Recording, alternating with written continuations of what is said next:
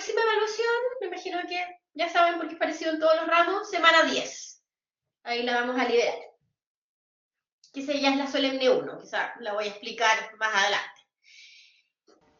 Profe, una pregunta. Ya, Hola, dígame. buenas noches. Hola, Eh, hola. eso le voy a preguntar, ¿las solemnes son en base a los textos, eso que tenemos que leer? Porque igual a mí se me juntaron un montón de textos y soy honesto, no Ya. alcanzaba a leer mucho, mucho, Sí, mucho, no. es harto texto. La única prueba que es de textos exclusivamente es el control. Para las dos solemnes y para el examen se espera que ustedes hayan leído los textos, pero si hay algún texto que no lo leyeron, no importa. Porque normalmente cuando hago preguntas de textos en los solemnes, pueden ser de dos tipos. Una, que haya sido una lectura que en clases igual la conversamos. O la otra posibilidad es pregunta tipo muy típica de algunas pruebas, es como que ustedes escojan un texto.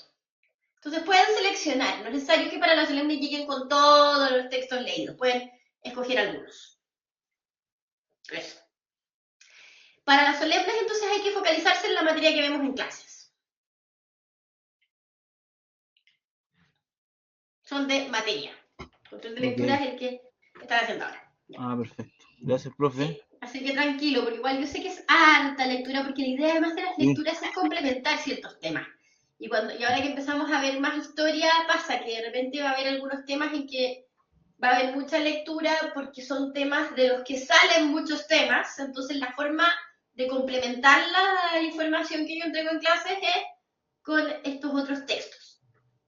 Ajá. Yo, por ejemplo, cuando veamos Edad Moderna, hay un texto que es gigante, pero que si es que les interesa esa época de la historia moderna es súper importante leerlo, que se llama El siglo maldito, que es del siglo XVII, que es un siglo que pasan muchas cosas. Entonces, claro, ese texto es gigante, pero a lo mejor si alguien no está tan interesado en esa época, lo puede como ojear. Ujú. Ya. Eso. Una cosa, un paréntesis nomás, pero que tiene que ver un poco con ¿Sí? esto que la otra vez me compré un libro de Patricia Cerda que se llama Ercilla. Y es una historiadora chilena que está radicada hace muchos años en Alemania y ha tenido hartos como libros como biográficos. Y este ¿Ya? Ercilla es súper interesante porque ¡Ay, qué buena! habla Ercilla, bueno, el autor de de Sí, la claro. Araucana, y Ercilla antes de llegar a América fue paje de Príncipe Felipe, que era como hijo de Carlos V, Sí, y pues de bueno, y Felipe vivió toda II, esa sí. época cultural muy interesante en Sí. Europa. Ay, lo voy a Eso, buscar. sí, muy Gracias interesante. por el dato. Sí, Sí, sí. interesante, sí. Sí, Patricia Cerda se llama. Ahora, lo voy a buscar. Gracias. Ahora, con la Araucana del Silla pasa una cosa muy chistosa, que durante mucho tiempo hay mucha gente que ha tomado la Araucana como algo súper histórico, y la Araucana finalmente es literatura, por tanto tiene Un elementos poema. de ficción. Sí, tiene Claro. muchos elementos de ficción, por ejemplo, el relato del tronco de Caupolicán, eso es algo que el Silla sacó de una tradición de los vascos. Los mapuches no hacían eso. O, por ejemplo, hay mezclas de cosas que son de la historia española, pero que él las lleva a la historia de la Araucanía, que hoy sabemos que no pasaron ahí. Ahora, igual la Araucana yo encuentro que es una obra tremendamente valiosa. O sea, no le quita mérito, pero en el fondo no hay que tomarla como una fuente 100% histórica. Pero voy a buscar ese libro de Ercilla porque es interesante la vida, en general la vida de varios de los primeros españoles que llegaron a Chile es súper interesante. La misma historia de Valdivia, también venían de veteranos de guerras anteriores, ¿no? Es muy interesante. Ya, vamos a comenzar entonces con nuestro tema de hoy. Ya vamos en la clase 7. Hoy día terminamos con los pilares de Occidente y nuestro tema de hoy es la cultura germana. Esta imagen que puse acá es una ilustración contemporánea, es una ilustración de Arthur Rackman, pero que lo que hace él es recrear la forma en la que se pintaban las runas. Las runas son piedras pintadas. Existen en varias culturas. De hecho, cuando hablamos de runas como piedras pintadas, normalmente lo hacemos para referirnos a los vikingos y a los celtas. Esta en concreto es basada en una runa vikinga, obviamente, y nos muestra una valquiria.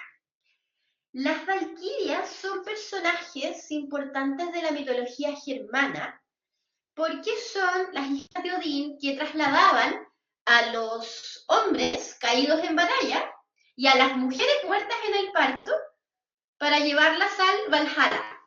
El Valhalla es un lugar dentro de lo que es el equivalente al cielo en la mitología germana, a donde iban estos grandes guerreros y guerreras del pueblo germano y están ahí esperando.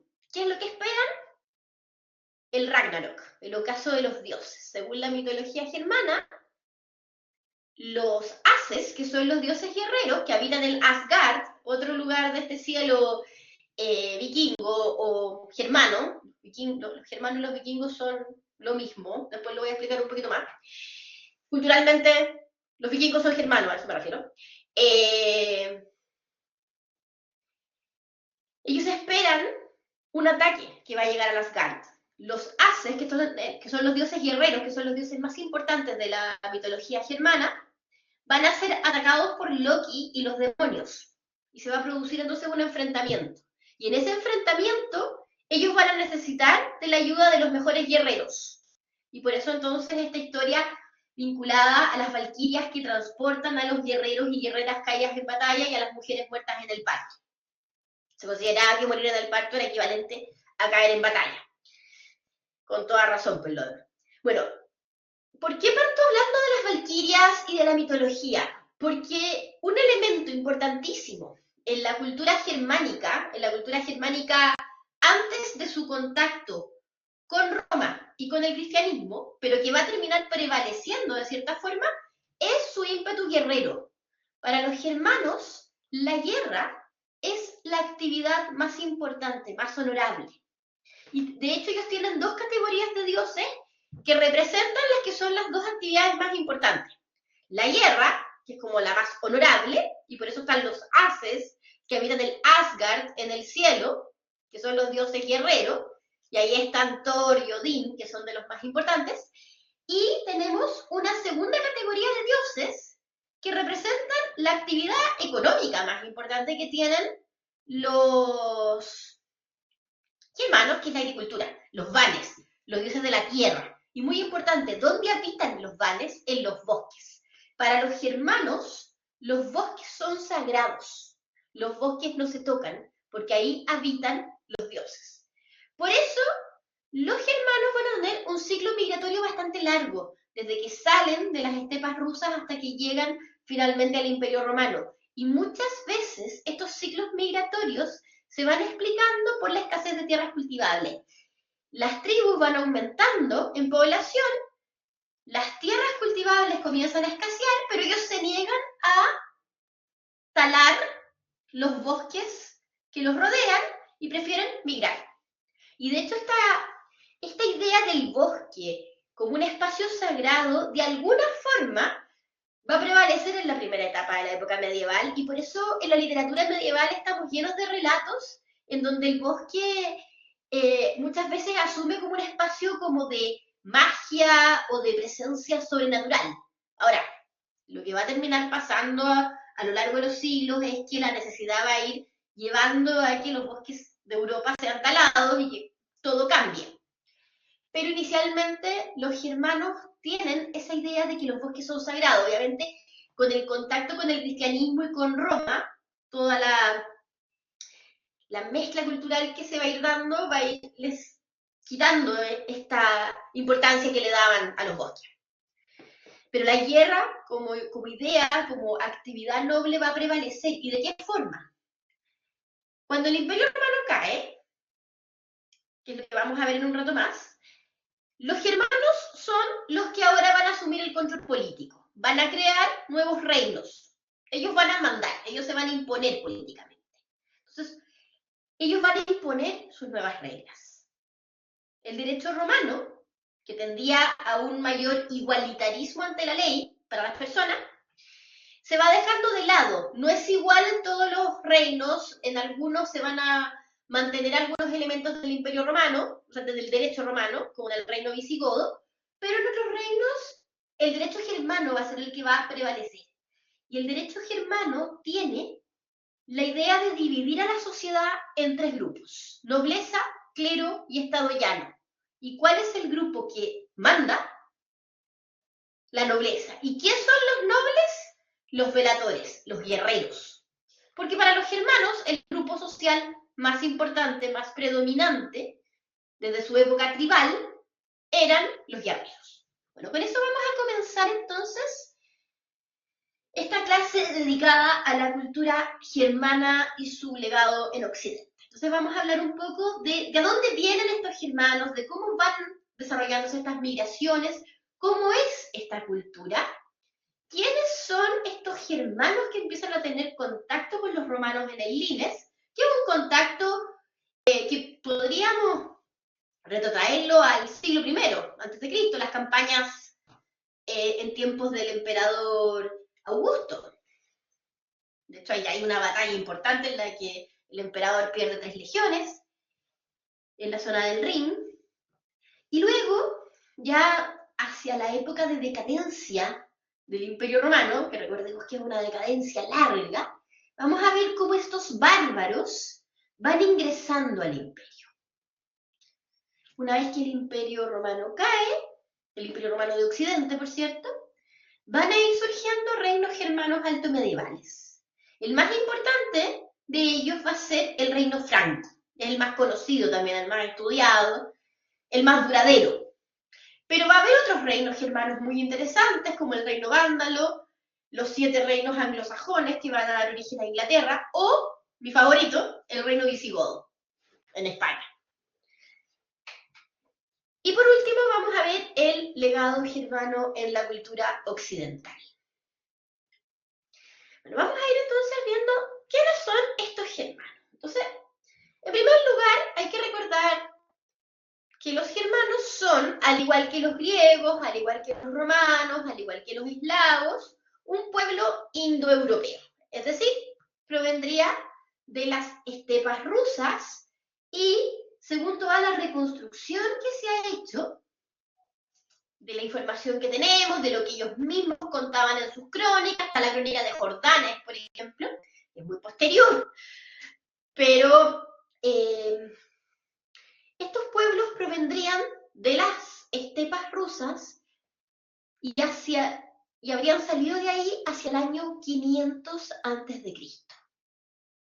¿Hacia dónde? Hacia las costas del Báltico y hacia el Mar Negro.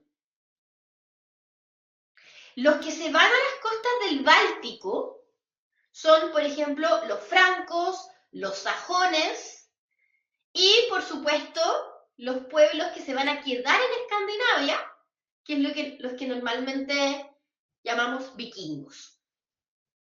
Y al Mar Negro se van los vándalos, los suevos, los alanos y los godos, que se van a dividir en 2 grandes tribus, visigodos y ostrogodos. Entonces, todos los que pasaron por el Mar Negro, cuando llegan a Roma, son cristianos, porque tuvieron contacto con este obispo arriano que se había autoexiliado del Imperio Romano, que es Ulfilas. En cambio, por ejemplo, los francos y los sajones, que entraron al Imperio Romano, pero desde el norte, por el mar Báltico, ingresan al Imperio Romano siendo paganos. Hay muchos otros pueblos, son muchos, que después tienden a fusionarse, otros tienden como a ser absorbidos por otras tribus. Aquí vamos a nombrar como a los principales, aunque en los mapas aparecen casi todos. Como les contaba, una de las razones que normalmente se dan para explicar por qué migran tanto inicialmente es por la explosión demográfica y por estas creencias muy arraigadas de que los bosques son la residencia de los vanes, de los dioses de la tierra, como Frey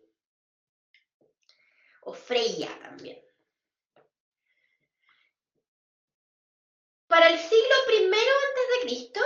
tenemos instalados a algunas de estas tribus, como los marcomanos, por ejemplo. Así les nombra Tácito en la Germania a un grupo de germanos que encuentra entre el Rin y el Danubio. El Rin y el Danubio son territorios conocidos por los romanos, explorados por los romanos y durante un tiempo también dominados por los romanos. Algunas tribus germanas fueron parte del Imperio Romano, otras se van a rebelar numerosas veces y va a haber otras que estaban más allá del Limes. Son un pueblo con organización tribal,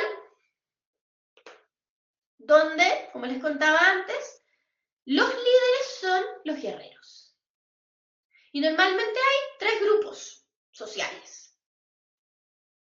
Los que se dedican al culto religioso, que inicialmente son sus cultos paganos, los guerreros y los campesinos. Y muchas veces también, como es muy habitual en el mundo antiguo, nos encontramos también que podían algunos de ellos tener esclavos.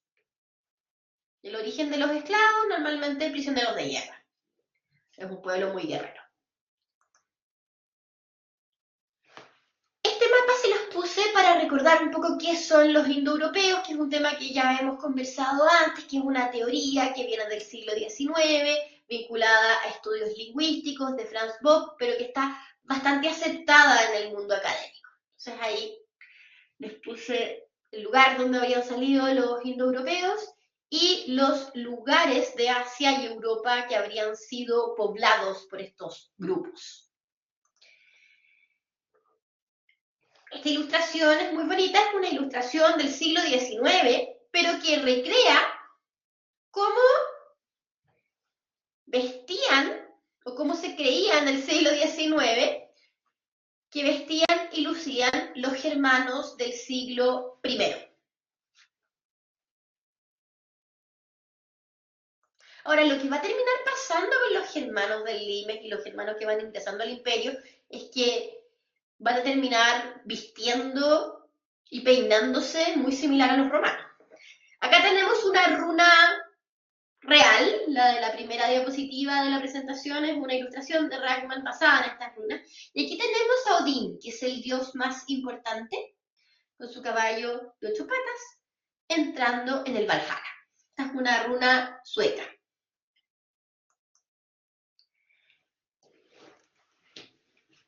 Las primeras incursiones germanas importantes hacia el Imperio Romano, obviando lo que fueron estas rebeliones de las tribus germanas que habían sido conquistadas por Roma en el Rin, que eso fue en el siglo I, datan de fines del siglo II, ya coinciden con la época de decadencia, con la época de Marco Aurelio y Cómodo. Ahí encontramos ya algunas incursiones germanas hacia territorios del Imperio Romano y se pierden territorios en el Danubio, empieza a peligrar el dominio de Roma sobre los agres de Cumates. Los agres de Cumates es como habitualmente llamaban los romanos a la confluencia del Rin y el Danubio. Por ejemplo, los agres de Cumates están todas esas ciudades alemanas que fueron parte del Imperio Romano, como Colonia o Frankfurt, esa zona de Europa es.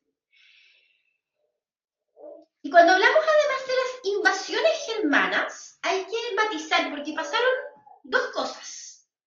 Hay algunas incursiones entonces de germanos que van quitándole estos territorios limítrofes a los romanos, pero bien, nos vamos a encontrar con que van a empezar a haber movimientos migratorios de tribus germanas completas hacia tierras del Imperio Romano, que están más allá del Limes, a territorios como Panonia, Hungría,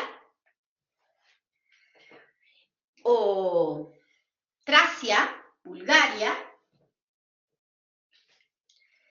y más adelante hacia Europa Occidental. ¿Qué es lo que ocurre? Y esto ocurre más o menos a fines del siglo III.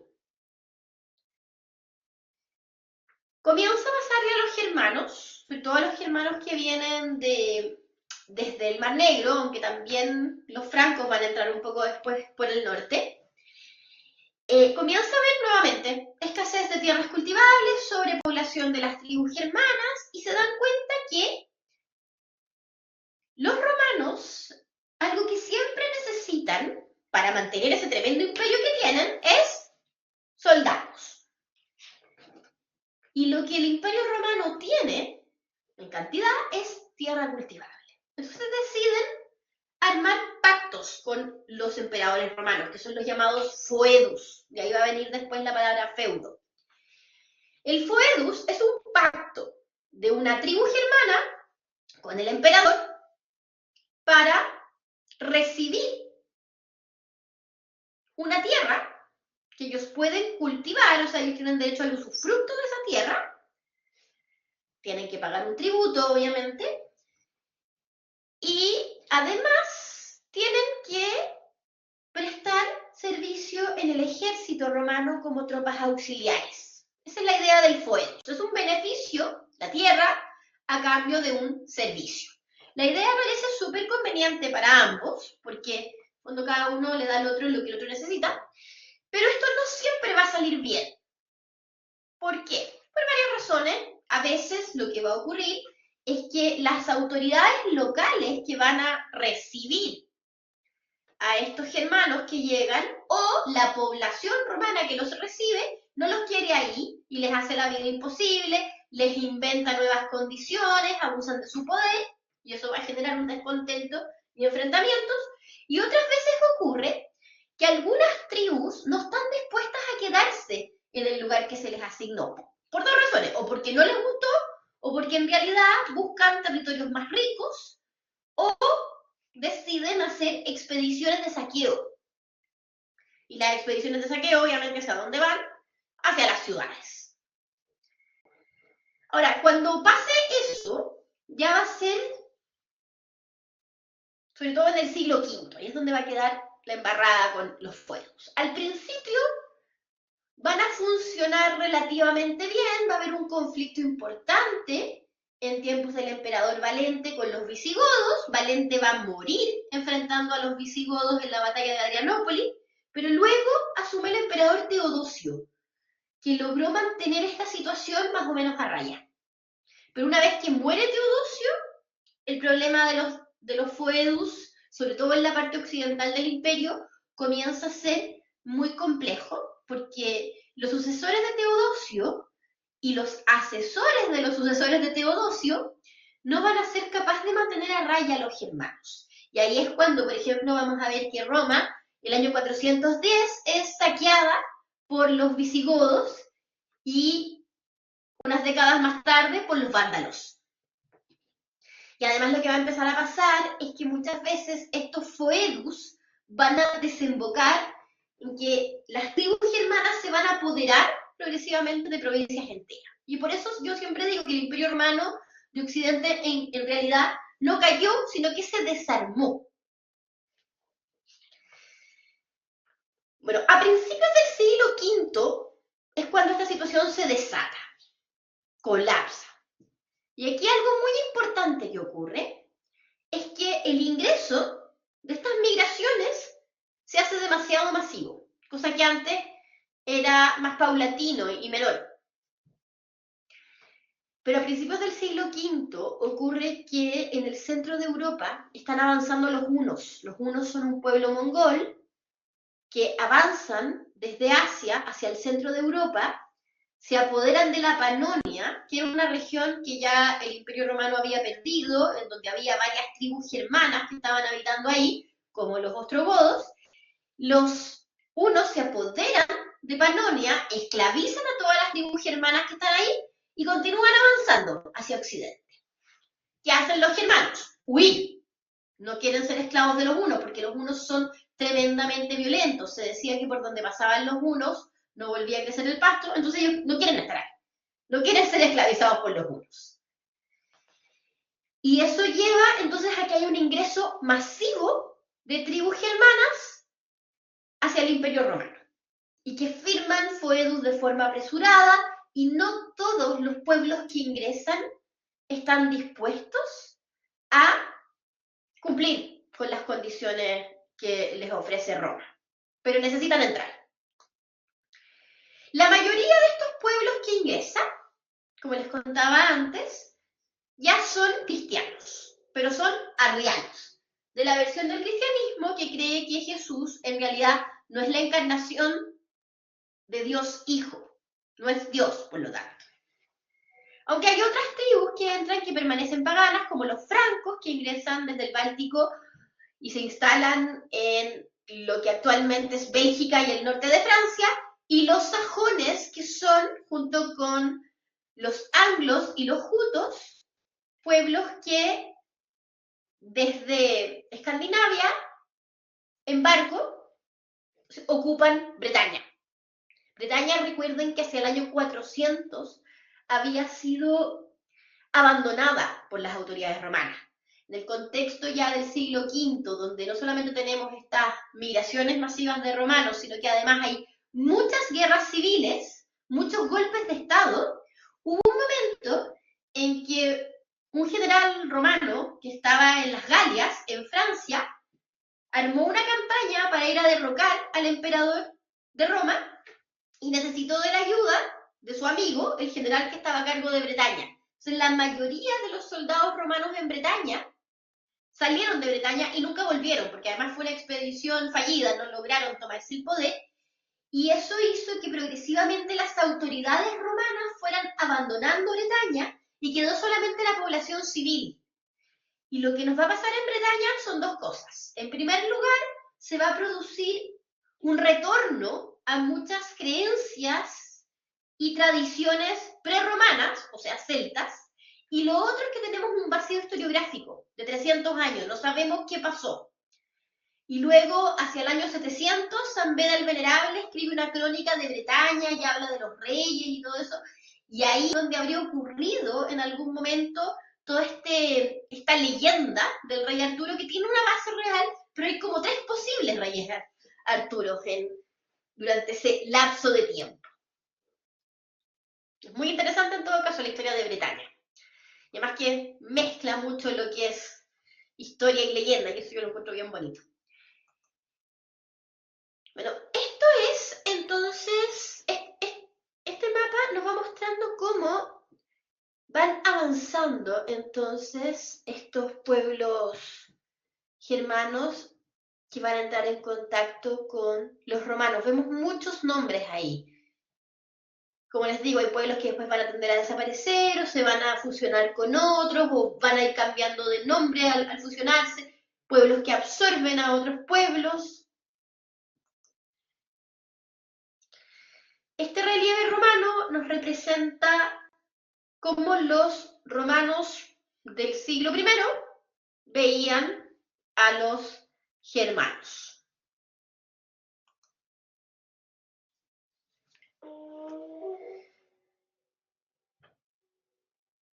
Los primeros foedus de los que tenemos noticias se habrían firmado hacia el año 370. De hecho, uno de los primeros foedus de los que tenemos noticias es el que firmaron los visigodos con el emperador Valente para instalarse en Tracia, en Bulgaria. Pero este foedus terminó muy mal, porque los visigodos sufrieron abuso de poder por parte de las autoridades locales, no les gustó el territorio que se les asignó, y todo esto los llevó a ir organizando expediciones de saqueo, lo que obviamente agravó toda la situación, que terminaron con un enfrentamiento entre los germanos y el emperador Valente en la batalla de Adrianópolis, donde muere Valente. Pero quien sucede a Valente es el emperador Teodosio, que logra controlar esta situación, pacificarla y permite que sigan entrando otras tribus germanas firmando foedus. Ahora, el problema con Teodosio es que Teodosio va a priorizar la estabilidad de las provincias europeas occidentales del imperio. Teodosio es el último que gobierna tanto Oriente como Occidente, pero descuidó África. Y de hecho, según algunos historiadores actuales, según los últimos estudios que se están haciendo sobre la caída del Imperio Romano, una clave para la caída del Imperio Romano de Occidente es la pérdida de las provincias del norte de África, lo que son las actuales Argelia, Túnez, Marruecos, porque esa zona era agrícolamente muy rica, esa era la zona que alimentaba las provincias occidentales. Y Teodosio ahí tomó malas decisiones que tienen que ver con el traslado de generales, de prefectos del pretorio, de autoridades importantes para reforzar la parte europea. Y ahí eso hizo que la parte africana, que la defensa de las provincias africanas se viera debilitada. Pero a pesar de eso, Teodosio en general es un emperador bien evaluado que logró mantener el control político sobre todo el Imperio Romano. Es además recordado Teodosio por el Edicto de Tesalónica, que es el que impone el catolicismo como religión oficial del imperio. Sin embargo, cuando Teodosio muere, no solamente el Imperio Romano se divide definitivamente en Oriente y Occidente, eso no es tan terrible, sino que lo terrible es que los sucesores de Teodosio, sobre todo el sucesor en la parte occidental del imperio, es un muy mal gobernante, que es Honorio. Y además de hacer un mal gobierno, Honorio, porque no tiene la preparación y las dotes de gobernante, se rodea de gente que no logra tomar buenas decisiones. Y de hecho, uno de los pocos buenos asesores que tenía, que era Estilicón, que era un general germano, los otros funcionarios que tenía lo convencieron de que lo iba a traicionar y lo terminó matando. El imperio de Occidente comienza a estar muy mal administrado. El imperio oriental, en cambio, aunque tiene a Arcadio, que no es un buen gobernante, tiene mejores asesores, se toman mejores decisiones. Los funcionarios orientales logran ir desarrollando la famosa diplomacia bizantina, que después va a ser súper famosa en la época medieval, y logran, por ejemplo, en esa época, manejar muy bien a los germanos que quieren ingresar a las provincias orientales. Y los que ingresan, ellos lo saben controlar bien. O sea, y además es mucho más rico. La riqueza en las provincias orientales es mucho mayor. Entonces, hay mayor estabilidad en las provincias orientales. Y lo otro, que ocurre mucho en Occidente, más que en Oriente, es que el ejército romano se va germanizando cada vez más, porque como los germanos ingresan, firmando este foedus, ingresan como tropas auxiliares inicialmente, pero estas tropas auxiliares van tomando cada vez más protagonismo. Y esto además trae conflictos con los generales romanos, hay rivalidades ahí, pero poco a poco los germanos van dirigiendo algunas legiones. Va a llegar un momento, en el siglo V, en que nos vamos a encontrar que va a pasar en Roma lo que siempre pasa en Roma cuando hay inestabilidad política. Los generales alzan y deponen emperadores, pero los generales que están haciendo eso en el siglo V ya son generales germanos. Esto ya hacia el año 450 empieza a pasar eso. Este dibujo está basado en los bajorrelieves de la columna de Marco Aurelio. La columna de Marco Aurelio representa una campaña en las Germanias y en esta escena lo que se buscó representar es una institución muy importante en el mundo germánico, que son las Thing. Las Thing son las reuniones de los magnates germanos. Cuando hablamos de magnates germanos, nos referimos a los líderes militares. Probablemente ustedes han visto algunas series ambientadas en la época romana, vinculadas a los germanos. voy a dar algunos, o posterior, por ejemplo, hay una serie que me gustó mucho que se llama El Último Reino, The Last Kingdom, y también hay otra que se llama Bárbaros. En ambas aparece muy bien representada esta idea de la Think, que son estas reuniones de los líderes guerreros con el líder máximo, con lo que después va a ser el king, el rey. Porque los germanos tenían esta idea de que el líder, el rey, entre comillas, es un líder guerrero. En esto se parecen a los mapuches, con la figura del Toki. Y muchas veces este líder guerrero toma gran importancia en tiempos de guerra, pero no gobierna solo, sino que gobierna o dirige todo con un grupo de los guerreros más cercanos a él. Que es, por ejemplo, lo que vemos de alguna forma, aunque eso es más del mundo celta, pero finalmente es una leyenda medieval, en el rey Arturo. El rey Arturo tenía su mesa redonda donde se reunía con sus guerreros más cercanos, más importantes. Es como la misma idea. Eso, cuando los germanos ya logren gobernar territorios de lo que era el Imperio Romano y empiezan a armar sus reinos germanos, de esa forma van a desarrollar su gobierno. Y eso va a ser como la base de cómo se van a ir gobernando los reinos medievales, con estas cortes. Que de hecho en el mundo romano había algo parecido. Los emperadores también tenían algo similar, que se reunían con sus colaboradores más estrechos y se llamaba el aula regia.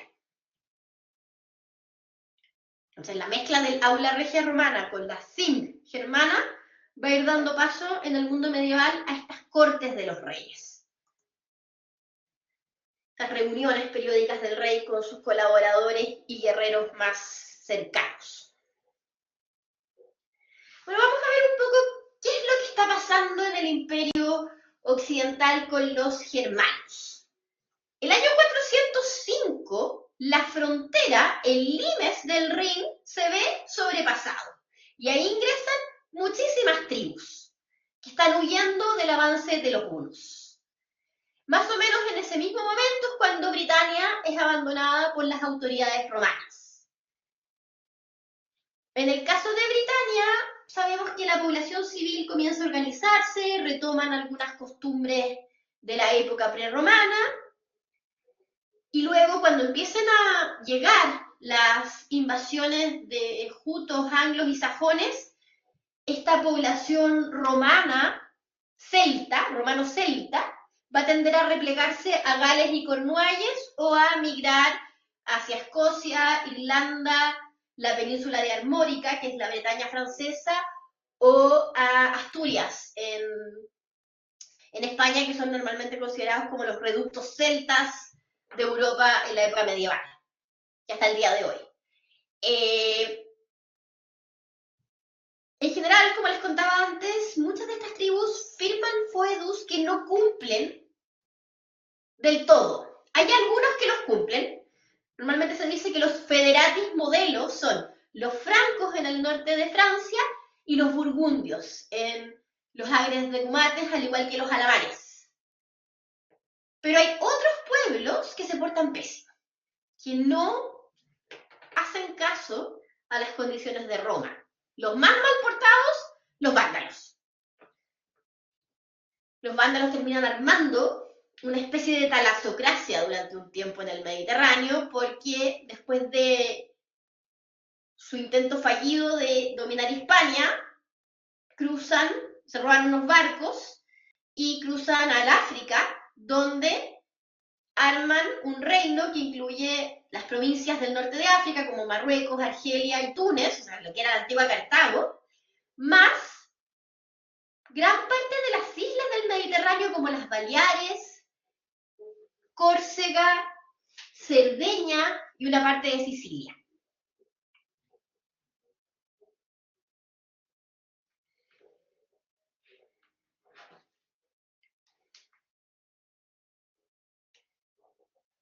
Espérame un segundo.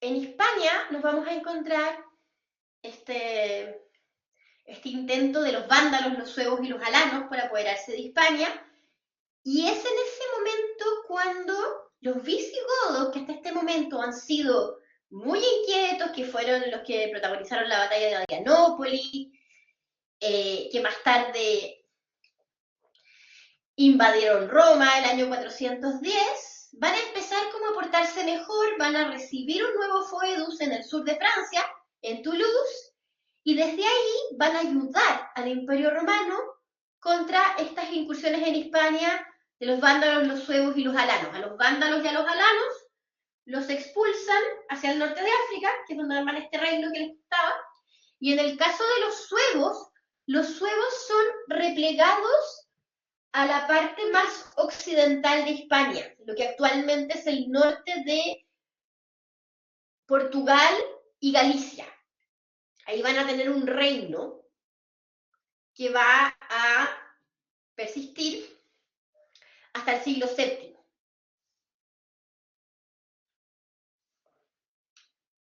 Cuando fue conquistado por los visigodos.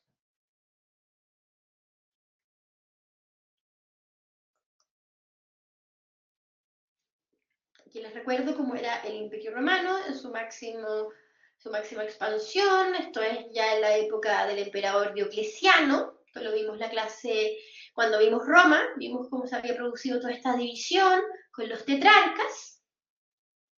Y fíjense que este mapa nos muestra cómo en tiempos de Diocleciano ya estaban avanzando los germanos por el Limes.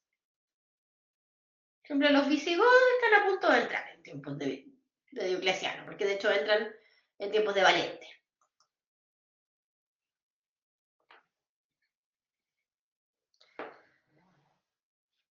Esto ya es en tiempos de Constantino.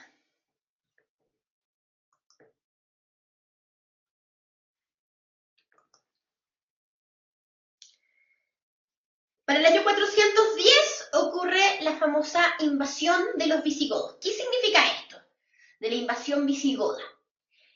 En realidad es una expedición de saqueo porque los visigodos entran a Roma, arrasan con un montón de cosas, respetan los templos cristianos, eso sí. Se raptan incluso a una hermana del emperador Honorio, a Gala Placidia. Saquean mucho, ese es el objetivo, y se van. Y siguen haciendo correrías por distintos lugares de Grecia y de Italia. Hasta que después firmaron un nuevo foedus con Roma y es cuando se instalaron en Toulouse. Pero ¿por qué es tan importante esa invasión visigoda del año 410? Porque es la primera vez en su historia que Roma la ciudad de Roma, es atacada. En la época republicana hubo un intento por parte de los celtas de invadir Roma, hubo un ataque nocturno de los celtas cisalpinos por invadir la ciudad, que es el famoso episodio de los gansos capitolinos. Los celtas lograron llegar al Capitolio de noche, en un ataque sorpresa, pero en el Capitolio se encontraron con unos gansos. Los romanos tenían unos gansos en el Capitolio para custodiar el Capitolio. Y no sé si ustedes saben cómo son los gansos en el campo, pero los gansos son de los mejores vigilantes que uno puede tener en un campo. Y en cualquier parte, porque son súper chillones y son súper bravos. Entonces, cuando los gansos estaban durmiendo, entraron los celtas, despertaron a los gansos, y los gansos empezaron a chillar y a picotear a los celtas. ¿Qué ocurrió? Se despertó toda la ciudad y la ciudad se defendió de ese intento de incursión celta. Pero eso había pasado en el siglo IV a.C. Entonces, era en los albores de la época republicana, cuando Roma recién se estaba expandiendo por la península itálica, hace mucho tiempo. Nunca Roma había sido atacada de verdad. Entonces, para los romanos, el ataque de Alarico y los visigodos es como un indicio del apocalipsis. De hecho, Idacio habla, cuando narra las invasiones germanas y narra el ataque sobre Roma y luego las incursiones de los vándalos, suevos y alanos en Hispania, que son más o menos en la misma época, cree que el mundo se está acabando, así literal. El apocalipsis se viene ahora. Esa es la sensación que tienen los romanos con lo ocurrido el año 410. Y 40 años después va a pasar lo mismo, pero con Genserico y los vándalos. Y entre medio ocurre algo que viene a confirmar los temores de los romanos, porque recuerden que los germanos están huyendo de los hunos.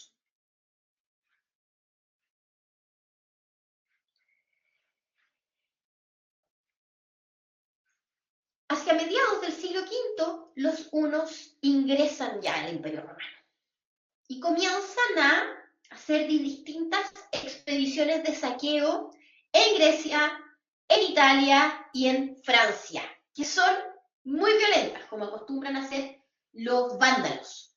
Los vándalos son un pueblo que los romanos los perciben como tremendamente precario en lo cultural, mucho más que los romanos, o sea, mucho más que los germanos. O sea, los ven como tremendamente bárbaros porque los hunos son mongoles, son un pueblo nómade que desarrolla gran parte de su vida arriba del caballo. Y tienen costumbres que los romanos consideran que son muy precarias, comen carne cruda, usan las pieles de los animales sin curtirlas. Todo eso crea un aspecto que los romanos consideran que es muy amenazante y muy salvaje. De hecho, estas novelas de Martin, de Game of Thrones, los que representan a los hunos son los Dothraki. Como esa es la imagen que tienen los romanos de los hunos, como un pueblo tremendamente salvaje y tremendamente violento. Mucho más que los germanos. Y efectivamente eran de una ferocidad importante. Ahora, lo de la precariedad cultural no es tan así, porque sabemos que Atila, el líder de los hunos en esa época, era una persona que tenía bastantes conocimientos, hablaba varios idiomas, porque además hay que recordar que los romanos tenían una costumbre muy arraigada, que era el invitar a sus cortes a los príncipes o a los hijos de los líderes de las tribus rivales de los territorios que los rodeaban. Hacían como una especie de programa de intercambio con los príncipes de distintas culturas, incluso de pueblos rivales. Y Atila había pasado una época en la corte romana, en la corte imperial romana, y de hecho también durante una época Atila había sido federati del imperio. Entonces, no es una persona tan ajena a la cultura romana.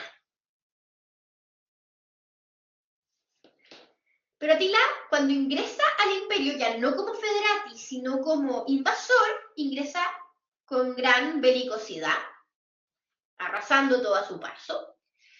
Y esto va a llevar a que los romanos, en conjunto con los germanos, y da lo mismo aquí si son los germanos que se estaban portando bien como federati, como es el caso de los francos, o otros germanos que hasta ese entonces no se portaban tan bien como los visigodos, se arma una coalición romano-germánica contra los hunos de Atila. Y aquí hay dos episodios muy importantes. Atila intenta ingresar a Roma, pero en las puertas de Roma es detenido por el Papa León I. ¿Por qué por el Papa León I y no por el emperador? Porque en ese entonces los emperadores romanos ya no gobernaban desde Roma, sino desde Ravenna.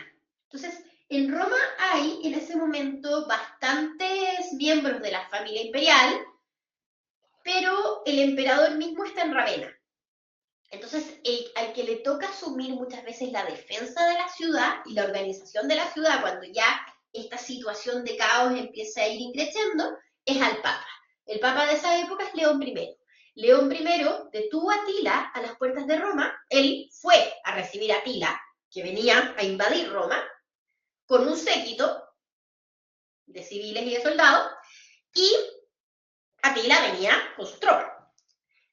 Pero el Papa León logró que Atila se detuviera y logró tener una entrevista privada con Atila, y que estuvieron los dos. Y en esa entrevista no se sabe qué le dijo León a Atila, pero logró que Atila no ingresara a Roma y diera media vuelta, y siguiera haciendo expediciones de saqueo por otros lugares de Italia y luego en Francia. ¿Qué se cree que le dijo León a Atila? Se cree que le advirtió que no entrara a Roma, porque si entraba en Roma se iba a morir. ¿Por qué? Porque Atila tenía un punto débil. Atila era una persona súper hipocondriaca.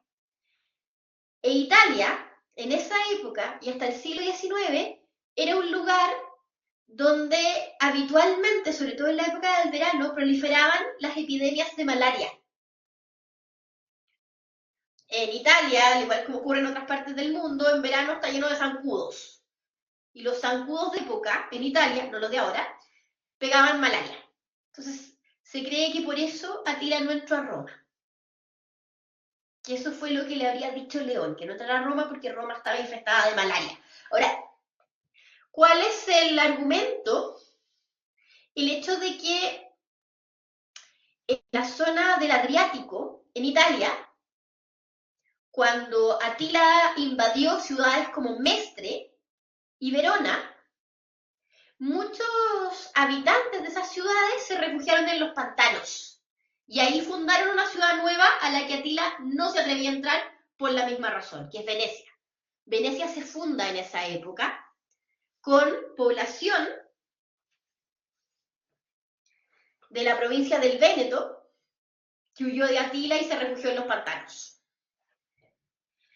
¿Qué pasa con Atila? Atila continúa con sus expediciones, deja la embarrada en Francia, en las Galias, y es ahí donde se arma esta coalición romano-germana, donde vamos a ver a los burgundios, a los alamanes, a los francos y a los visigodos, ayudando al general Aecio, que es uno de los últimos grandes generales del Imperio Romano, a vencer a Atila. Y lo logran vencer en Chalons, en los campos cataláunicos. Después de esa derrota, Atila sale del Imperio Romano y vuelve a Panonia, a Hungría, que era donde estaba su centro de operaciones, se podría decir, como la capital, entre comillas, del reino, entre comillas, que estaba armando. 2 años después, en el año 453, Atila muere en unas circunstancias también bastante misteriosas. Atila, al igual que los hunos en general, era polígamo.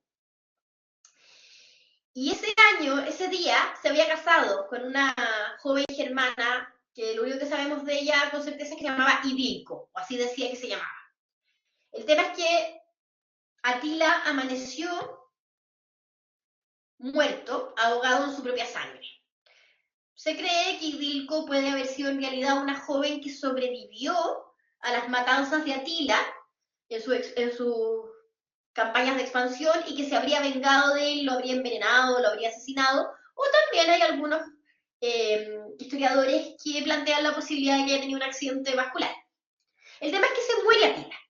Con la muerte de Atila, que era el gran líder que tenían los hunos en ese momento, los hunos tienden a dispersarse. Algunos se quedaron en Panonia, y de hecho, en toda la tradición histórica húngara, la figura de Atila es importante porque es como una figura fundacional, y después a Hungría van a llegar otras tribus mongolas,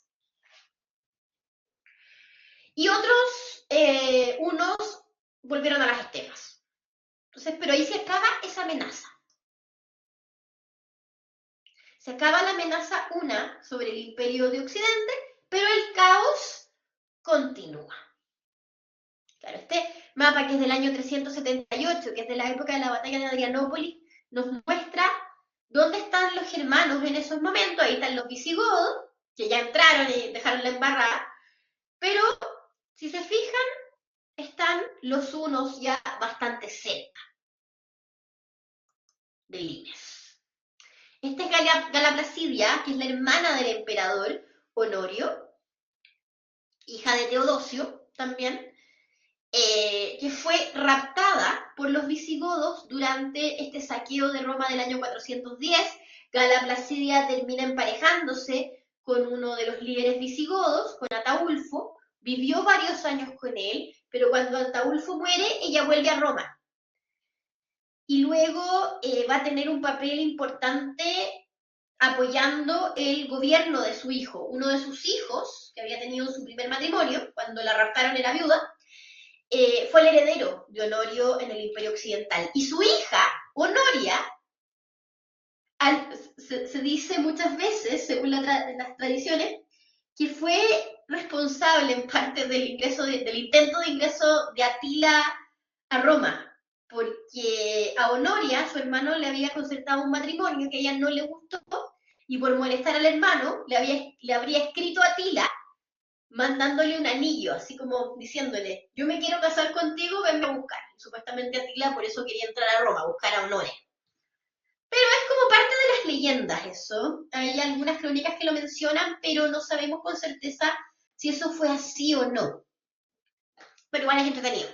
Y esto es de una crónica húngara del siglo XIV, donde se recrea, desde lo que es la ambientación del siglo XIV, la reunión de Atila con León I, porque como les contaba, para los húngaros Atila es un personaje importante para el inicio de la historia de ese pueblo. Esta es la recreación de cómo se armó este reino de Atila. Esos son los territorios. Y la estrellita verde está en Hungría, que será como el centro de este territorio, de este imperio que intentó crear Atila. ¿Por qué se le dice imperio entre comillas? No es por un tema despectivo, es porque los hunos son un pueblo nómade, son un pueblo rural, no tienen ciudades, son como campamentos, entonces por eso, claro, si lo comparamos con el imperio persa, con el imperio romano, es un tipo de imperio muy diferente, por eso. Y este mapa es muy interesante porque nos muestra todas las localidades que fueron en las Galias atacadas y saqueadas por Atila. Hasta que Chalons es el lugar donde finalmente los romanos, en conjunto con los germanos, logran expulsarlo. Claro, se logra salir de lo que fue la amenaza de Atila. Pero el imperio parece entonces está prácticamente desintegrado, porque uno podría pensar, ya, pero si los romanos fueron capaces de ponerse de acuerdo con los germanos, entonces hay como una esperanza. Sí y no, porque el problema para la caída del Imperio de Occidente no es solamente los germanos que se están apoderando de provincias enteras, sino que además los mismos romanos tienen grandes problemas internos. Hay luchas políticas que son las que más terminan debilitando al imperio. Y así llegamos al final, entonces, del Imperio de Occidente, donde se da esta situación donde los generales germanos alzan y deponen emperadores. Cuando vimos Roma, creo que les conté la historia de Orestes y Flavia Serena. Flavia Serena, princesa romana, se casa con este germano de nombre griego, que es Orestes, que había depuesto el año 475 a Julio Nepote, y nombra a su hijo Rómulo, de 12 años, como nuevo emperador. Pero un año después, otro general germano de la tribu de los Hérulos, Odoacro, derrocó a Rómulo Augustulo, lo encerró en una prisión, no sabemos qué pasa con ese niño, y sus padres fueron asesinados. Odoacro es quien toma la decisión de que el Imperio Romano se acabó. ¿Por qué? Porque cuando él, estando en Ravenna, no en Roma, en Ravenna ocurre todo este golpe de Estado, se da cuenta que en realidad lo que Rómulo, o en realidad Orestes, a través de Rómulo, gobernaba en ese momento, es Italia y Croacia. Todo el resto de las provincias occidentales ya están bastante independientes. En las Galias, por ejemplo, tenemos en el norte a los francos. En la zona más occidental hay un general romano que se llama Siagrio, que arma una especie de reino independiente. En el sur están los visigodos, con proyección hacia España. En la parte más oriental, es decir, hacia el Rin, están los burgundios y los alamanes, o sea, ya no controlan Francia, ya no controlan las Galias. Britania hace rato que no la controlan. En Hispania prácticamente no hay control porque están los visigodos merodeando y la parte más occidental con los suevos. Entonces, África es de los vándalos. ¿Qué nos queda? Italia y Croacia. Entonces Odoacro se da cuenta que el Imperio Romano se acabó. Y por eso él toma todas las insignias imperiales, como el yelmo de Constantino, y las envía al emperador de Oriente, a Zenón, que Zenón sí está controlando bien las provincias orientales, es un buen emperador Zenón. Y Odoacro, durante 10 años, logra reinar en Italia y Dalmacia. Pero 10 años después, llega una campaña ostrogoda. ¿Quiénes son los ostrogodos? Los ostrogodos inicialmente eran parte de la misma tribu que los visigodos, pero es una tribu que tendió a dividirse en dos. De los visigodos ya hemos hablado bastante. Los ostrogodos estaban en Panonia. Habían sido esclavizados por los hunos, pero cuando los hunos desaparecieron, empezaron a armar, no un reino, pero sí estaban armando una vida independiente en Panonia, pero bastante empobrecidos. Por lo que decidieron entrar al Imperio Oriental. Esa era la idea de los ostrogodos. Pero cuando Zenón se da cuenta de esto, no los quiere dentro del Imperio Oriental, porque les tiene miedo. Entonces decide que estos ostrogodos firmen un foedus y les encarga la misión de recuperar Italia. Se supone que los ostrogodos van a Italia con Teodorico para ir a recuperar Italia en el nombre de el Imperio Romano de Oriente. Obviamente Zenón sabía que eso no iba a pasar, Zenón sabía que lo que iba a pasar es que Teodorico iba a lograr derrotar a Odoacro, pero se iba a nombrar el rey de Italia, que fue lo que ocurrió. Pero no le importa porque lo que quiere Zenón es sacarse a los ostrogodos de encima. Pero un siglo después, otro emperador, Justiniano, sí decide cobrarle la palabra a los ostrogodos y arma una campaña para recuperar Italia. Pero eso ya es otro tema. Entonces lo que tenemos es que el Imperio Romano se nos desarmó. Y todos estos germanos que tenían pedacitos del Imperio Romano, foedos, comienzan a organizarse para que su foedus se convierta en un reino. Algunos con mucho éxito, como los francos, y otros van a terminar desapareciendo porque otros pueblos los fueron conquistando. Los francos, por ejemplo, lo que hacen desde el norte de Francia es derrotar a Siagrio, derrotar a los alamanes y a los burgundios y echar a los visigodos de Francia. Entonces quedan ellos como dueños de Francia, Alemania, Suiza, Bélgica y Holanda. Entonces van a ser un tremendo reino germano. Los visigodos, cuando son expulsados de las Galias, se focalizan en Hispania y ahí arman su reino.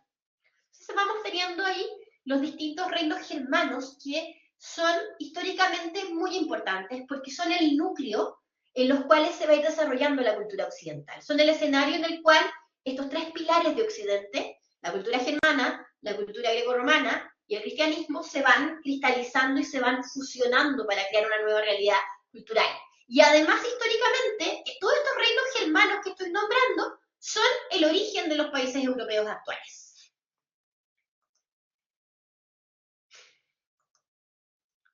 De hecho, el reino de Odoacro, que es este reino que duró 10 años en Italia, es totalmente romano. De hecho, el Solidus de Odoacro es igual al Solidus de Rómulo Augustulo, que son como la versión pobre del Solidus de Diocleciano, porque no hay plata para hacer un Solidus con la cantidad de oro que tenía el Solidus de Diocleciano. Mantiene el Senado romano. y la forma de gobernar y el derecho que utiliza es el derecho romano. Con los visigodos ya hay más fusión, pero también el reino visigodo es bastante romano. En el resto de los reinos germanos, sobre todo en el reino franco, los elementos germanos van a predominar por sobre los romanos.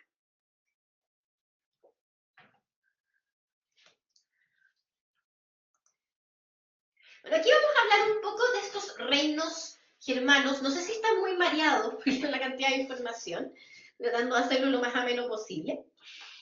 Los visigodos van a estar instalados en el sur de Francia y ahí tienen el reino visigodo de Toulouse hasta que son derrotados por los francos en la batalla de Bouillé, año 507.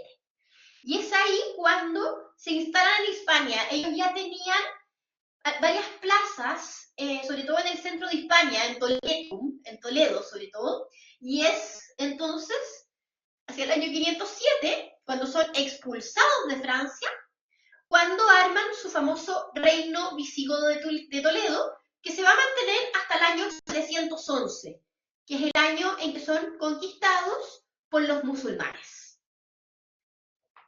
Solo mantuvieron una pequeña franja en torno al río Ródano, que es lo que se llama la Septimania o Narbonense. Eso es la única parte de Francia que ellos van a mantener.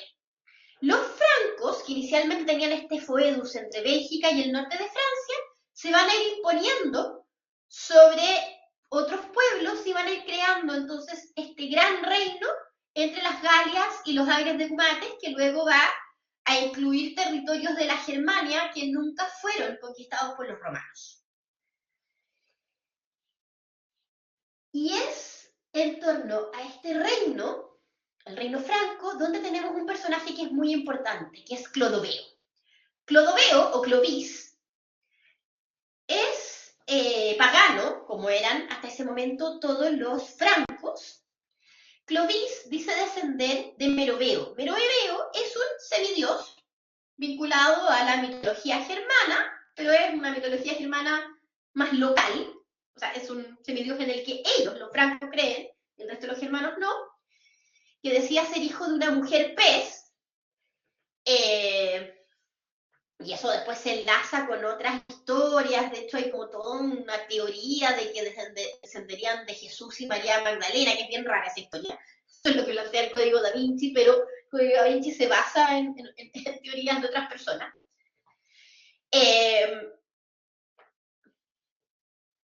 Y Clodoveo se casa con una princesa germana que ya se convirtió al catolicismo, que es Clotilde, que era Burgundia. Y Clotilde comienza a acercarlo al catolicismo. Normalmente en la historia de las conversiones de los reyes germanos, al igual como ocurre con la historia de la conversión de Constantino, tenemos siempre como la influencia femenina. Ocurre mucho esto. Por ejemplo, en las conversiones de los reyes anglosajones, la figura de las mujeres es clara. Clotilde comienza a acercar a Clodoveo junto al arzobispo de Reims, San Remigio o San Remy, a la religión católica. Y Clodoveo, según lo que nos cuentan las leyendas, ya que hay un paralelo muy importante con Constantino, decidió que si ganaba la próxima batalla, se iba a convertir. Lo mismo que hizo Constantino. Y de hecho, así ocurrió. Clodoveo logró derrotar a los alamanes, contra ellos en la campaña, y va a la catedral de Reims, donde el obispo San Remigio lo bautiza. Y esto es un hito muy importante, porque la conversión de Clodoveo motiva a que todo su pueblo, el pueblo franco, se convierta al catolicismo. Y esto crea algo que es clave para la estabilidad del reino franco. ¿Por qué? Porque en general los reyes germanos son arrianos. Y el pueblo al que conquistaron, el pueblo romano al que conquistaron es católico. Entonces hay una diferencia religiosa entre los gobernantes y los gobernados. Crea problemas. Acá esa diferencia se acaba porque Clodoveo se convierte a la misma religión de sus gobernados. Y todo su pueblo, o sea, todos sus seguidores, todos los francos, todos los que están dominando el reino, también. Entonces se acaba la división religiosa del reino. Y además en el momento en que él se convierte en católico, el Papa se convierte en su aliado, eso va a ser clave para el reino franco. Después los vínculos de Pipino el Breve y de Carlomagno con el papado son súper importantes para el desarrollo del imperio carolingio, que es lo que va a llegar a ser el reino franco. Pero por otro lado, hay una leyenda, que es la leyenda de lo que habría ocurrido cuando Clodoveo se convirtió, que es esta leyenda que dice que habría aparecido una paloma, símbolo del Espíritu Santo, y que habría traído un recipiente, y en ese recipiente venía el óleo consagrado, con el que no solamente fue ungido Clodoveo al bautizarse, sino que después de él todos los reyes francos y franceses ya hasta el siglo XIX, lo que le da toda una connotación sagrada a la monarquía franca. ¿Por qué pasa esto? Esto es sincretismo, en el fondo. Porque Clodoveo, en la cultura franco-pagana, era descendiente de un semidios. Pero ser descendiente de un semidios, si su pueblo se convierte al catolicismo, ya no tiene sentido, ya no tiene importancia. Pero ellos quieren seguir manteniendo su condición de ser como la familia escogida. De hecho, los francos, a diferencia de la mayoría de los germanos, mantenían su pelo largo. La mayoría de los francos en esa época, al igual que la mayoría de los germanos, estaban más romanizados y usaban el pelo más corto. Ellos tienen el pelo largo y una de sus distintivos de su dinastía es el pelo largo. Pero ahora ellos convierten esta connotación de ser descendiente del semidios a ser un elegido por el dios cristiano. Y por eso entonces este símbolo de la paloma que ingresa al bautismo. Bueno, esto es, así está el Imperio Romano en el año 476. Por eso Doacro dice, bueno, en realidad, si derroqué a Rómulo, soy rey de Italia. Y de un pedacito de Croacia, o sea, pero nada más. Para el siglo VI ya vemos cómo se van configurando algunos de estos reinos germanos, ya vemos a los visigodos, a los vándalos, a los francos creciendo bastante ya, todavía están los burgundios para esa época, los suevos, los anglosajones.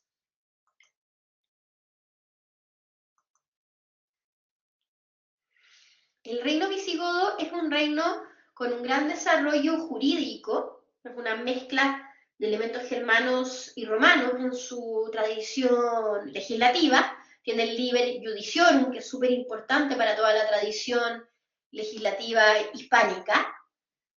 Desarrollaron crónicas, como esta crónica albeldense, donde se muestra la historia de los reyes visigodos, y también son grandes artesanos en metalurgia. De hecho, la tradición de Toledo, como la ciudad de las espadas, que es hasta el día de hoy, viene de la época visigoda. Lo que pasa es que después, cuando Hispania fue conquistada por los árabes vinieron a reforzar esa tradición con sus elementos culturales propios. Entonces es una tradición cultural muy rica y con mucha mezcla. Estos son algunos ejemplos de las actividades en orfebrería que hacen los visigodos. Este es el broche de un cinturón y normalmente se dice que son unos broches en forma de águilas los que están al lado. Aquí tenemos una miniatura medieval que nos está ilustrando el famoso bautismo de Clodoveo. Y esto es vinculado a la dinastía que él funda, que es la dinastía merovingia. Uno de sus símbolos eran las abejas. Las abejas en general están vinculadas en el mundo pagano a la inmortalidad.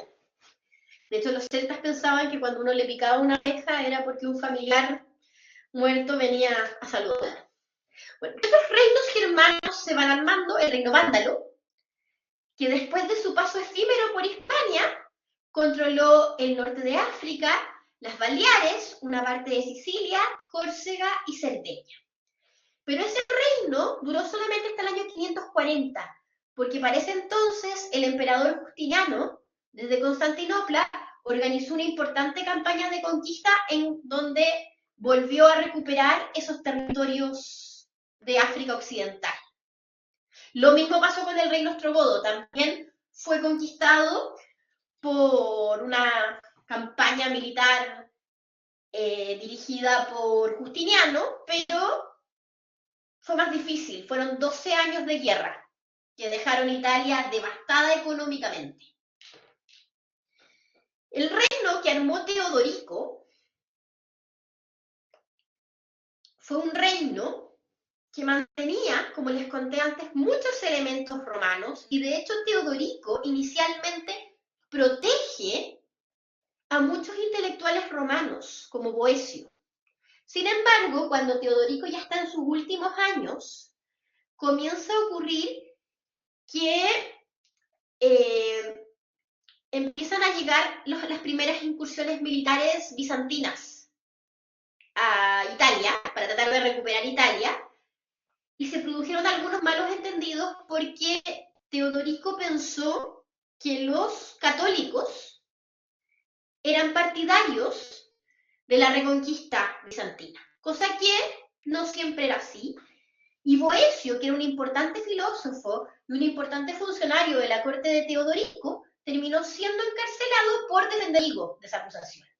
Y Teodorico interpretó esta defensa como que era también cómplice y colaborador de estas incursiones bizantinas y lo terminó ejecutando. Y de hecho, en la cárcel, antes de ser ejecutado, Boecio escribe su libro más famoso, que es La Consolación de la Filosofía. La guerra gótica, que es como se va a llamar, es la campaña militar que envía Justiniano, que envía a Liberio y a Belisario, y luego a Narcés, a conquistar Italia, duró 12 años. La conquista de África, del reino vándalo, fue súper rápida, fueron 2 años. Pero en el caso de Italia fueron 12 años de guerra. Y para los historiadores italianos, esta guerra gótica es cuando el Imperio Romano, o sea, cuando Italia deja su etapa romana y comienza la etapa medieval.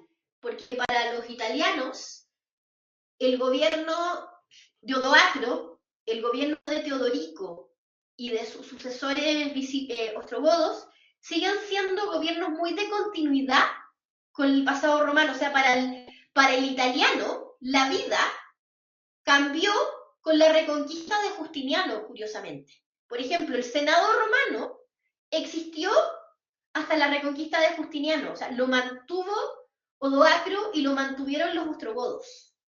Además, Italia quedó tremendamente empobrecida, porque los italianos no querían ser reconquistados por Justiniano. Hubo, claro, algunos que al principio querían volver a ser parte del Imperio Romano, pero después se dieron cuenta que estaban mejor con los ostrogodos y trataron de defenderse de esta verdadera invasión desde el Imperio de Oriente, que terminó de forma muy trágica.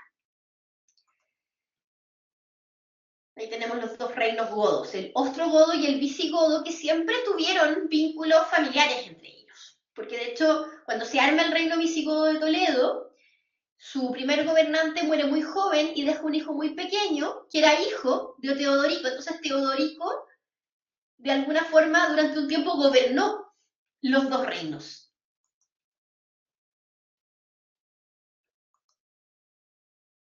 Bueno, otros reinos germanos que vamos a encontrar es, por ejemplo, el reino lombardo, que es un poco posterior. Llegan al norte de Italia el año 568, cuando ya los bizantinos se apoderaron de Italia, y lo que hacen es quitarle territorios a los bizantinos, lo que llamamos actualmente la Lombardía, es el territorio más importante en el que se instalan los lombardos, por eso se llama así. La Toscana también va a ser controlada por ellos, y 3 territorios en el sur, Spoleto, Benevento y Calabria. El centro de Italia durante un tiempo sigue siendo gobernado desde el Imperio Bizantino, el Imperio Romano de Oriente. Y desde entonces, desde el siglo VI, podríamos decir que Italia está fragmentada políticamente, fragmentación política que se va a mantener hasta el siglo XIX, hasta 1871, con la unificación italiana. La mayoría de los territorios lombardos, sobre todo los del norte, fueron conquistados por Carlomagno, rey y posteriormente emperador de los francos, en el siglo IX. De Inglaterra ya les he contado cómo los anglosajones van a invadir Bretaña, desde mediados del siglo V y van a crear 7 reinos. Y después esos 7 reinos se van a ir fusionando, creando lo que es Inglaterra. Y la población bretona se va a replegar a Gales o Cornualles o va a migrar hacia otros lugares como Escocia e Irlanda. Los anglosajones se van a mantener paganos hasta el siglo VII. En el siglo VII lo que habitualmente se nos cuenta es que va a ser clave la misión evangelizadora de San Agustín de Canterbury en los distintos reinos anglosajones. Y de hecho, muchas veces lo que hacen estos misioneros es acercarse primero a las reinas o a las princesas, y a través de las mujeres de las familias reales van convenciendo a los reyes de evangelizar. Si normalmente los reyes germanos, cuando el rey se convierte, los súbditos progresivamente lo hacen. De hecho, ahí se cuenta que el Papa Gregorio Magno, en la segunda mitad del siglo VI, habría visto en el puerto, en Roma, unos esclavos anglos. Y habría preguntado por ellos, y le dijeron, son anglos, y él dijo, pero parecen ángeles, porque físicamente los encontró muy bonitos, como muy angelicales de aspecto, y dijo, y esos, le dijeron, pero esos ángeles son paganos. Pero ¿cómo? Dijo esa gente, ¿cómo es pagana? Sí, no, entonces les voy a enviar misiones evangelizadoras. Y por eso habrían comenzado entonces a cristianizar los reinos anglosajones. Y estos reinos anglosajones, eso lo vamos a ver ya en las próximas clases, se van a tener que enfrentar en el siglo X a las invasiones de los vikingos, que son germanos que se habían quedado en Escandinavia y que a partir del siglo X comienzan a hacer expediciones de saqueo. Así queda Italia a partir del siglo VII, como un mosaico político, que después se va a ir complicando aún más estas divisiones políticas. La historia de Italia en la Edad Media es bastante compleja. Y aquí tenemos también el desarrollo metalúrgico de los lombardos, y no se asusten ni se extrañen de que hay una cruz gamada, pero una cruz gamada como era el símbolo indoeuropeo original, no como después la tergiversaron los nazis. Hay cruces gamadas hasta en templos en Vietnam, por influencia de la cultura india. Esta es la corona que tenían los lombardos, que según las leyendas se habría hecho a partir del yelmo de Constantino, por lo tanto el clavo de la cruz de Cristo. El cronista que contó la historia de los lombardos es Paulo Diácono. Y tenemos un mapa que nos esquematiza cómo fue la invasión de los jutos, los anglos y los sajones a Bretaña. Ese casco se encontró en una excavación arqueológica en Sutton Hoo en la época de la Segunda Guerra Mundial. En Netflix hay una película que narra acerca de esa excavación. Y el barquito que vemos al lado es una recreación de los barcos que habían utilizado los anglosajones para hacer sus viajes, atravesando el Mar del Norte. Bueno, vamos a ver ahora el legado germano. Hemos visto que, en general, el cristianismo configura todo lo que es la espiritualidad de Occidente y la civilización helénica todo lo que es su intelecto. Pero los germanos son los que van a dar al mundo occidental la forma de organizarse, porque ellos son los que se van a imponer. Entonces son sus formas jurídicas, sus formas sociopolíticas, y por eso la sociedad medieval es estamental, y sus formas económicas, las que van a predominar.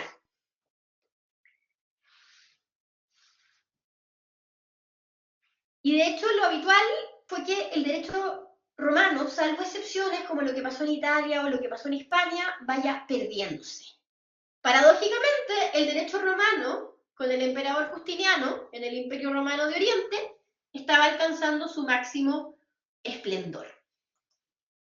Se arma entonces esta sociedad estamental, con el derecho consuetudinario, con estos tres estamentos, nobleza, clero y Estado llano.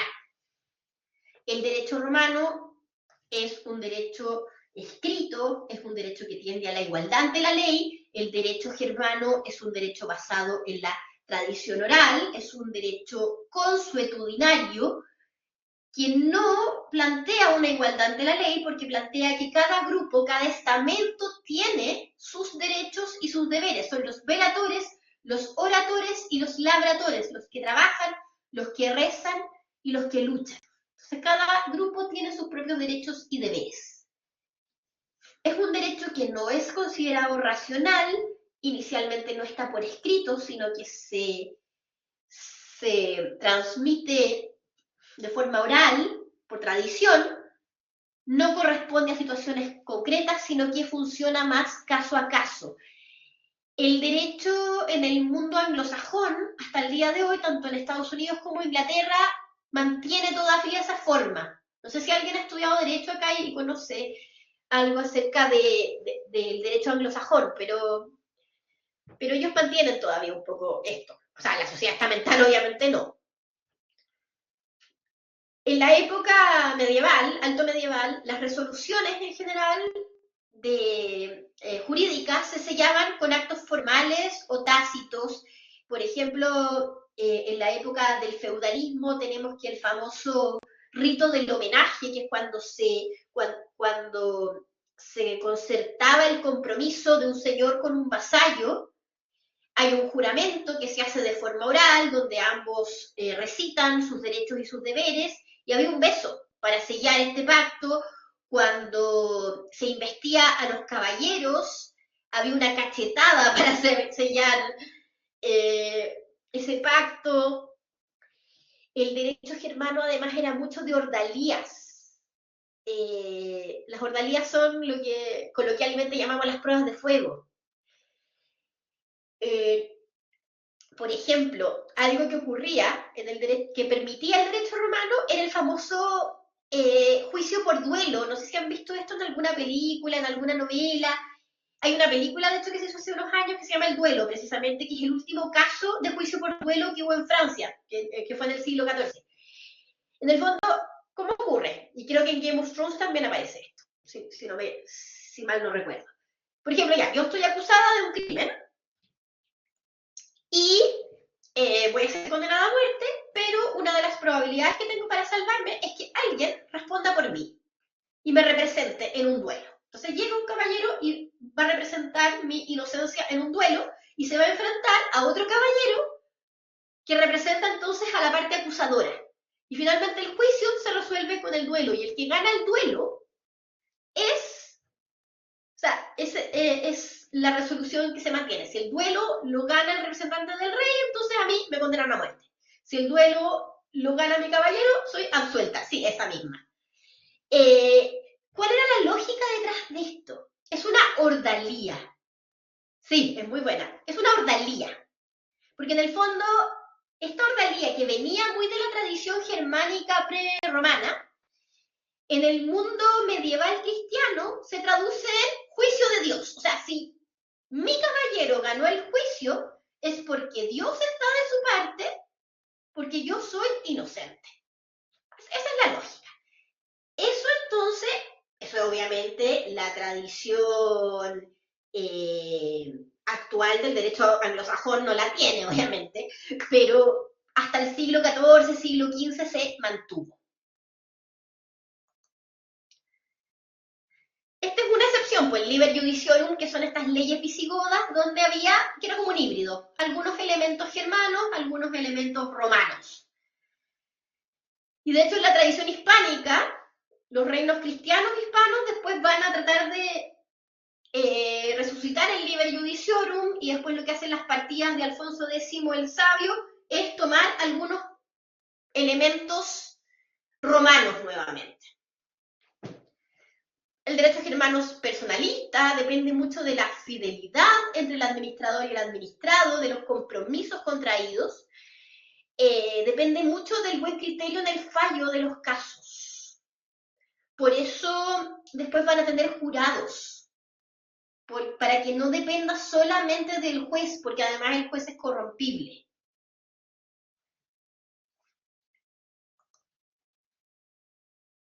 Esto es otra cosa interesante que tiene la tradición jurídica visigoda, que eran los concilios. Los concilios habitualmente son las reuniones de los obispos y el papa, Pero en el reino visigodo era habitual que hubiera un tipo de concilio en que se juntaban los obispos hispanos con los magnates nobles visigodos y eran las instancias para legislar.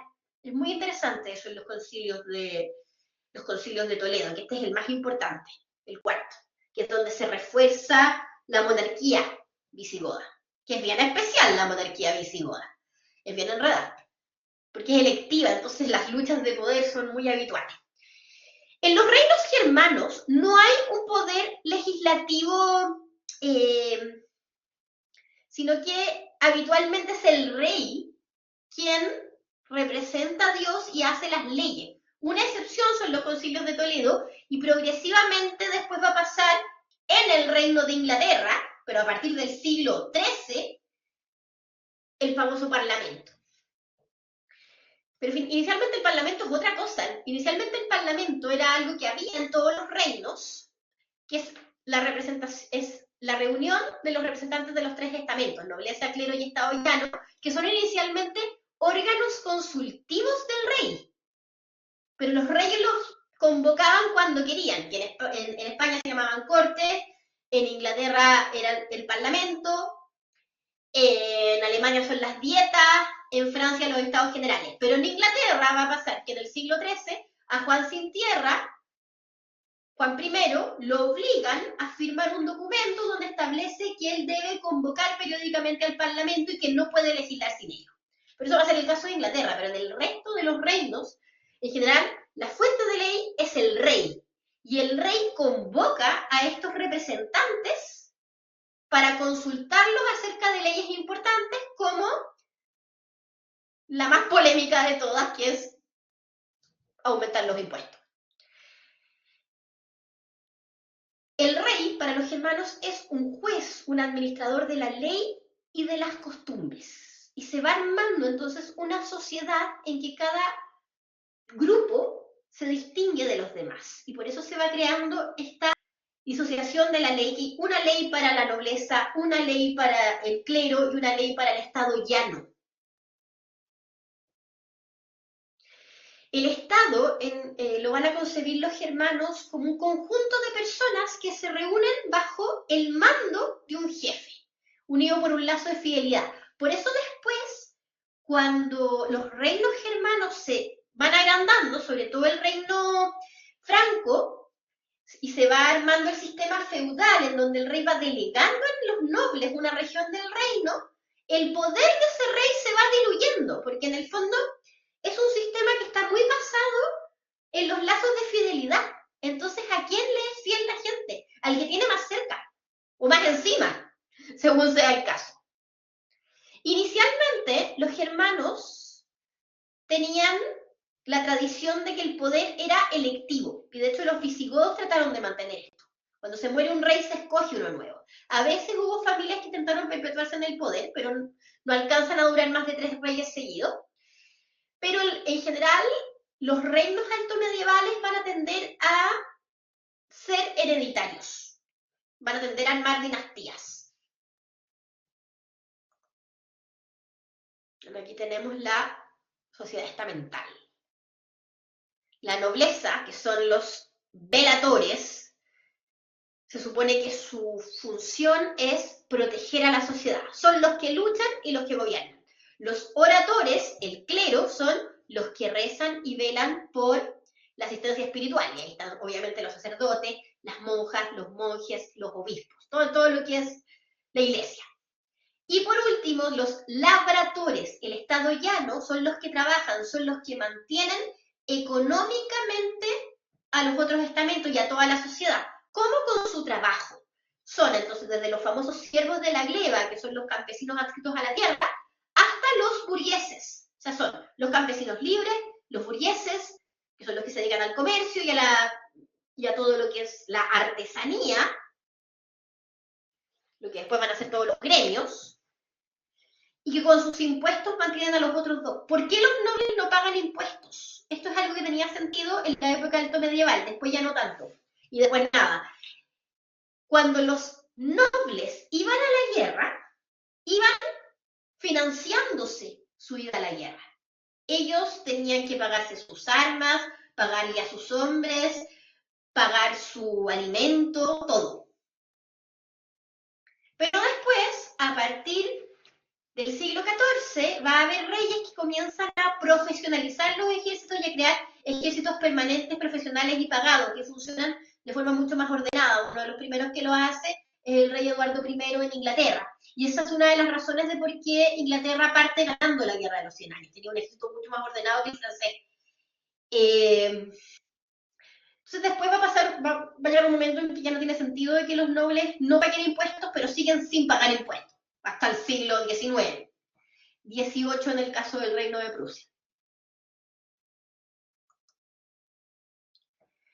Bueno, este sistema de vasallaje es súper importante en la Edad Media, que es esta idea de la fidelidad.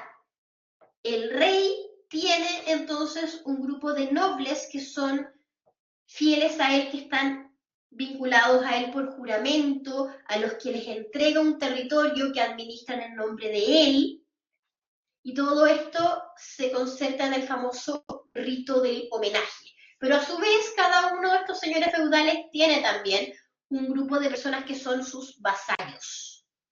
Todo esto está basado en las relaciones de fidelidad. Para ellos, entonces, el Estado se construye mediante un pacto, pero que es un pacto como más personalista de lo que nosotros entendemos como pacto social. Este sistema va a estar vigente de una u otra forma hasta la Revolución Francesa. La Revolución Francesa es la que rompe con esta situación de la sociedad estamental, con esta desigualdad ante la ley, y vuelve a la idea de que todos debemos tener los mismos derechos y los mismos deberes. Por eso, después de la Revolución Francesa, y sobre todo con el Código Napoleónico, se retoma el derecho romano con fuerza. Porque el derecho romano era el mejor ejemplo histórico de esta igualdad ante la ley. Aquí tenemos una recreación de un rito del homenaje en el Reino de Francia. Esto es de la crónica, esto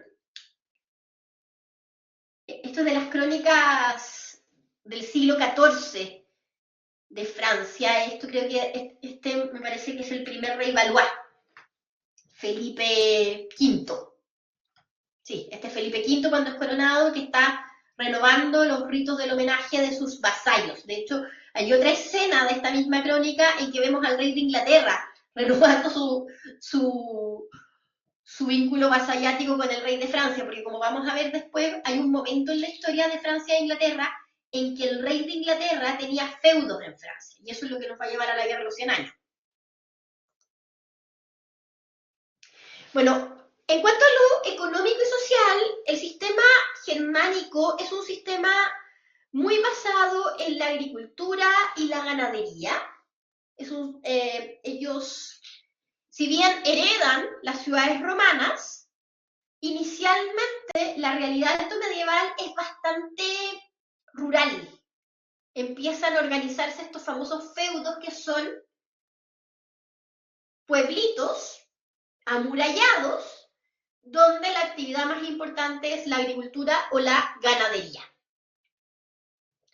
Donde toda esta idea del feudalismo y del vínculo del señor feudal con los que habitan ese lugar se va reforzando fuertemente. ¿Por qué pasa esto? Esto es una herencia de la época de las invasiones. Las ciudades, en la época de las invasiones, se convirtieron en lugares peligrosos, porque son el foco de las invasiones. Entonces mucha gente migró de las ciudades a los campos y prefirió ponerse bajo la protección de un señor feudal. Y en algunos casos, la población campesina, que estaba muy empobrecida, incluso cedió su libertad personal, y ahí viene la encomendación y el origen de lo que primero se va a llamar el colonato y más tarde la servidumbre de la gleba, que son estos campesinos adscritos a la tierra, que son prácticamente esclavos. No son esclavos jurídicamente porque no son prisioneros de guerra y no son personas que yo puedo ir a un mercado a comprarlas, como es habitual con los esclavos, en esa época, no ahora, sino que son personas que habitan un territorio cultivable, que ellos lo trabajan, y si yo compro o si yo heredo ese pedazo de tierra incluye a esas personas que viven ahí, que era una categoría que era heredable solamente para el hijo mayor. Los otros hijos del siervo de la gleba podían irse si querían, pero muchos a veces, como no tenían más opciones, hacían un nuevo pacto de encomendación con el señor feudal y terminaban siendo siervos, otros se iban, dependiendo ahí de las posibilidades y la valentía que tuvieran. Bueno, ¿qué otros aportes germanos tenemos en el mundo medieval? El ideal del caballero, que viene a mezclarse con los ideales de héroe del mundo cristiano y del mundo greco-romano.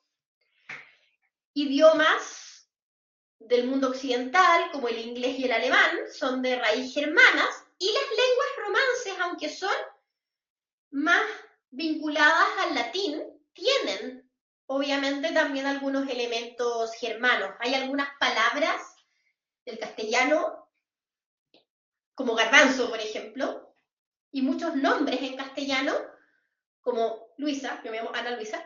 Luisa es un nombre en castellano que es de origen germánico y significa guerrera, por ejemplo.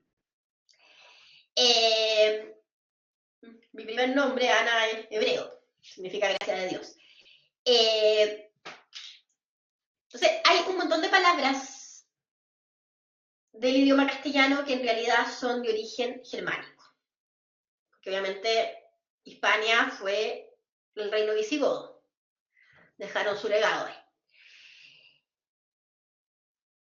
Y nos vamos a encontrar también que en el siglo IX, Carlomagno, rey de los francos, va a promover un importante desarrollo cultural que va a venir a reforzar con fuerza esta fusión cristiano-germana y greco-romana, que es el famoso Renacimiento carolingio, que lo vamos a ver cuando veamos a Carlomagno.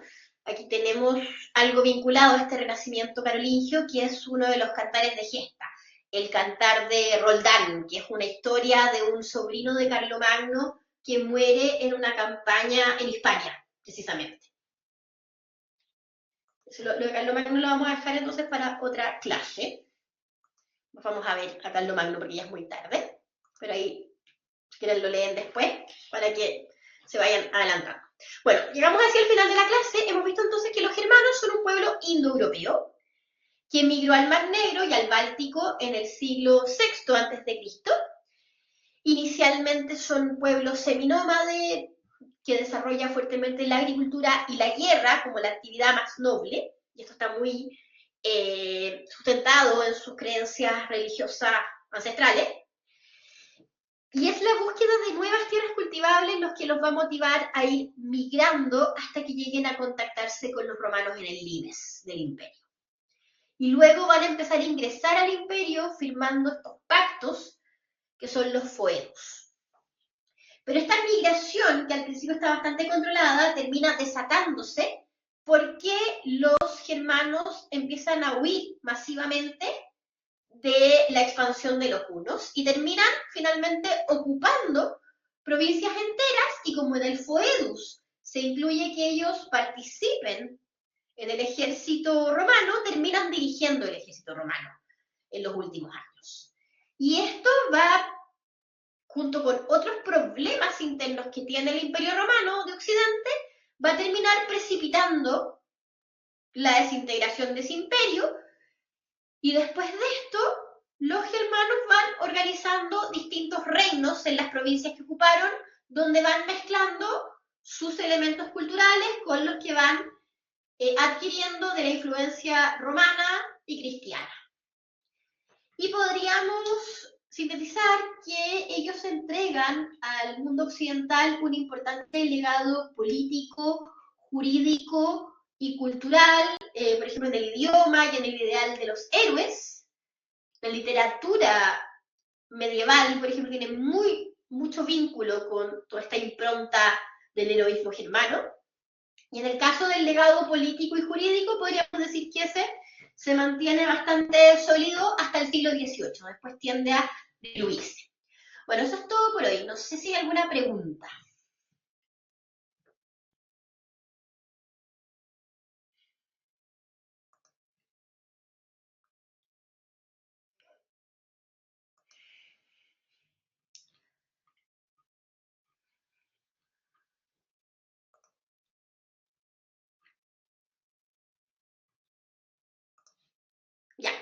Ay, qué bueno. Esta parte es bastante complicada de las invasiones germanas, lo trato de simplificar bastante porque son una cantidad de pueblos, ya, qué bueno. Ya, que estén muy bien, buenas noches, que descansen. Chao, chao, muchas gracias.